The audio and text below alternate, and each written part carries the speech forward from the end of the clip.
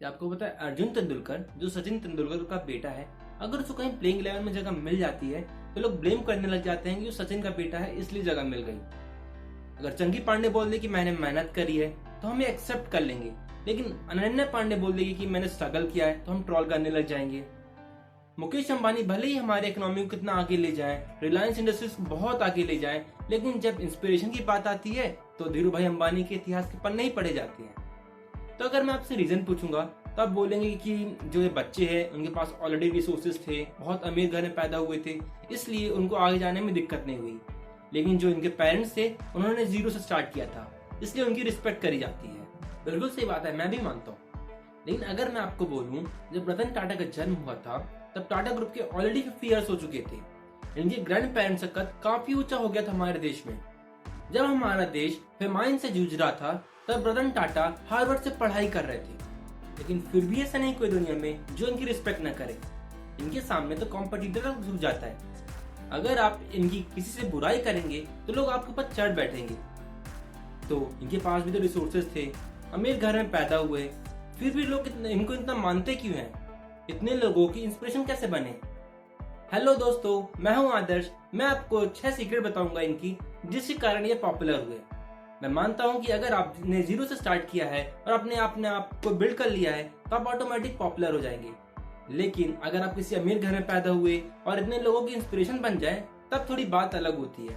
So without any further ado, let's get started. First secret है humility. जब इन्होंने अपनी पढ़ाई पूरी करी तो इनको IBM कंपनी से ऑफर आया, लेकिन इन्होंने इस ऑफर को रिजेक्ट कर दिया और बोला कि मैं अपने फैमिली बिजनेस में ही जाऊंगा। तो जब वो इंडिया आए तो इधर इनके पास एक ऑप्शन था कि डायरेक्ट टॉप पोजीशन में जाके काम करने लग जाए, लेकिन इन्होंने रूट को पकड़ा। इन्होंने स्टील कंपनी में ब्लू कॉलर एम्प्लॉयज के साथ 8 साल काम किया।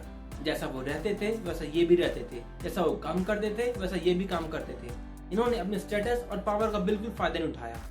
इन्होंने बस इसलिए काम किया ताकि ये जानने के लिए कि एम्प्लॉयज की प्रॉब्लम क्या होती है, ताकि अगर वो फ्यूचर में कभी टॉप पोजीशन में काम करेंगे तो कंपनी को साथ में लेके आगे बढ़े, सारी एम्प्लॉयज की दिक्कतें सॉल्व करें।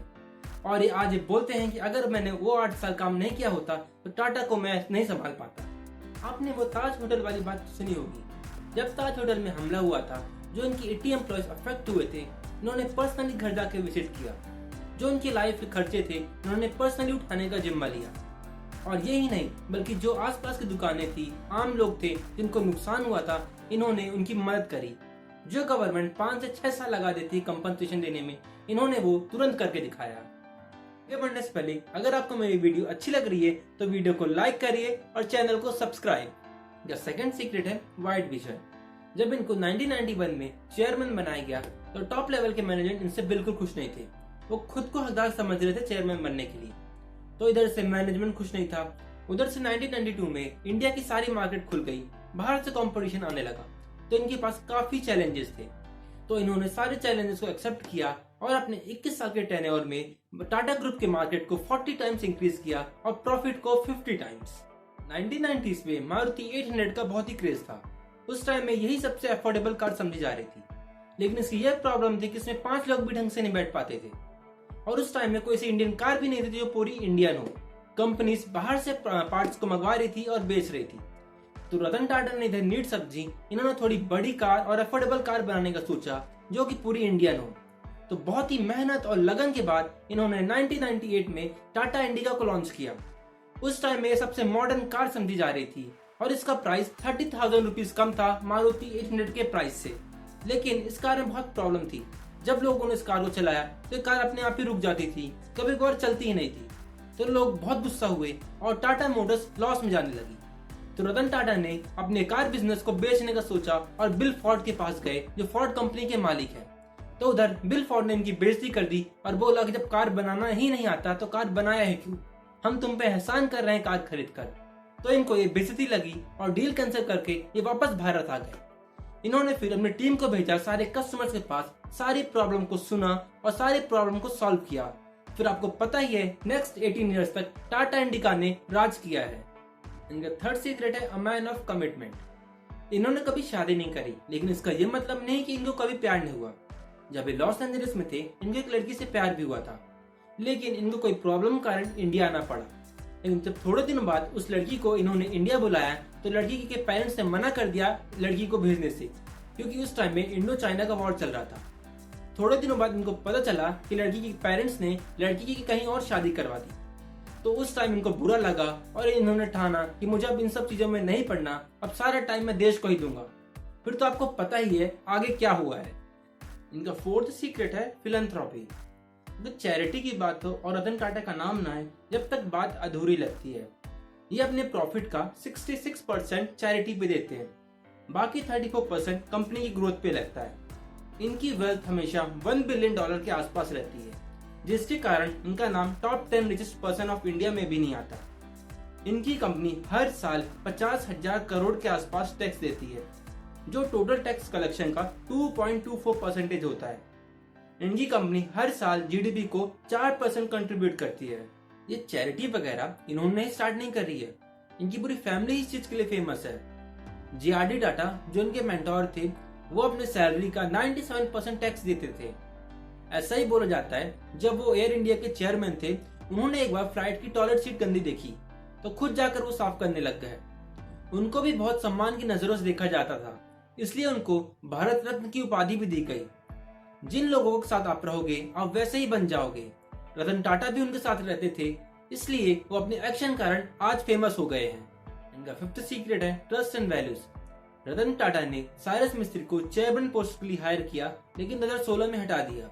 इसका मेन रीजन है कि रतन टाटा ने जापान की डोकोमो कंपनी को इंडिया लाया, जिसमें इन्होंने 13,000 करोड़ के बदले 26% स्टेक्स दिए और बोला कि जब भी आप कमानो आप एग्जिट कर सकते हैं, आपको पूरी मार्केट वैल्यू मिल जाएगी, या नहीं तो आधी तो वैल्यू मिल ही जाएगी।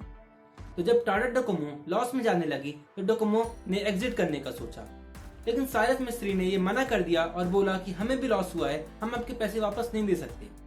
तो डोकोमो को यह बात गलत लगी, क्योंकि टाटा ट्रस्ट एंड वैल्यूज के नाम पे जाना जाता है, इसलिए वो इंडिया आए थे। तो रतन टाटा ने साइरस मिस्त्री को चेयरमैन पोस्ट से हटा दिया और डोकोमो के वापस पैसे दे दिए। तो इसलिए रतन टाटा पैसों से ज्यादा ट्रस्ट एंड वैल्यूज पे काम करते हैं, और यही चीज बाकी दुनिया से इनको अलग बनाता है। इनका सिक्स्थ सीक्रेट है टेक चांसेस। मैंने आपको बताया था कि बिल फोर्ड ने रतन टाटा की बेइज्जती करी थी, बोला था कि हम आप एहसान कर रहे हैं आपकी कार खरीद कर।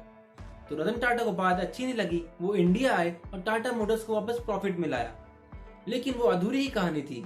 उधर फोर्ड कंपनी लॉस में जाने लगी। इन्होंने 2008 में प्रपोजल भेजा कि हम आपकी जैगवार और लैंड रोवर खरीद लेते हैं।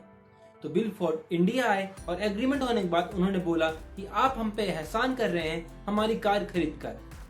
उस टाइम सब क्रिटिसाइज कर रहे थे, बोला कि ये डील घाटे का सौदा होगी, टाटा मोटर्स वापस लॉस में चली जाएगी। लेकिन रतन टाटा ने सिर्फ 2 साल में ही लैंड रोवर और जैगवार को प्रॉफिट में ला दिया। इन्होंने एक आदमी को बारिश में स्कूटर चलाते हुए देखा, जिसमें उसका बेटा आगे बैठा हुआ था और उसकी वाइफ पीछे। तो इन्होंने सोचा क्यों ना इंडिया में ऐसी कार बनाई जाए जो सभी अफोर्ड कर पाए। तो इन्होंने इंडिया को चीपेस्ट कार नैनो दी। I know Nano was not a great success, but it is a remarkable innovation. Ratan Tata बोलते हैं, take the stones people throw at you and use them to build a monument. ये ऐसे इंसान है जिनके बारे में जितनी बात करो वो भी कम है। अगर मैं इनकी जैसा 1% बन जाऊं तो मेरी अचीवमेंट के लिए बात होगी।